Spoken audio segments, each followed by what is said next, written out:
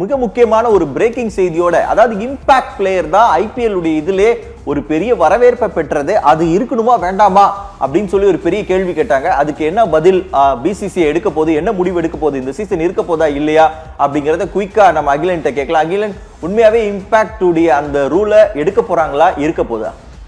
கண்டிப்பா 2027 வரைக்கும், அதாவது அடுத்த சீசன் 20வது சீசன் வரைக்கும் இம்பாக்ட் பிளேயர் கண்டிப்பா அந்த நடைமுறை ஐபிஎல்ல இருக்கும். அதில் மாற்று கருத்தே கிடையாது. ஏன்னா அது 2023 கொண்டு வரும்போது ஆட்டத்தோட திறனை எந்த டைம்ல மாற்றக்கூடிய ஒரு பிளேயராக தான் அந்த இம்பாக்ட் பிளேயர் இருப்பாங்க அப்படின்றது நல்லா கொண்டு வந்தாங்க. ஏன்னா ஒரு ஆண்டு ஒரு வித்தியாசமான முறையை கொண்டு வர வகையில் இந்த 2023 2027 அவங்க கேப்டன் அப்போ இருக்கிற எல்லா கேப்டன்கிட்டையும் ஒப்புதல் வாங்கிட்டு தான் இந்த இம்பாக்ட் பிளேயர் கொண்டு வந்தாங்க. ஆனால் நேற்று நடந்த கூட்டத்தில் கூட இதை பற்றி நிறையவே பேசியிருக்காங்க. இம்பாக்ட் பிளேயரால் ஒரு வெற்றியை பறிப்போகுது, ஒரு ஆல்ரவுண்டரை கூட உருவாக்க முடியல. ஏன்னா எந்த டைமில் நல்ல பவுலிங் வேணுமோ அந்த டைமில் பேட்டிங் வேணுமோ அவங்க ஜெயிச்சு கொடுத்தா தான் அது ஆல்ரவுண்டராக மாறுவாங்க.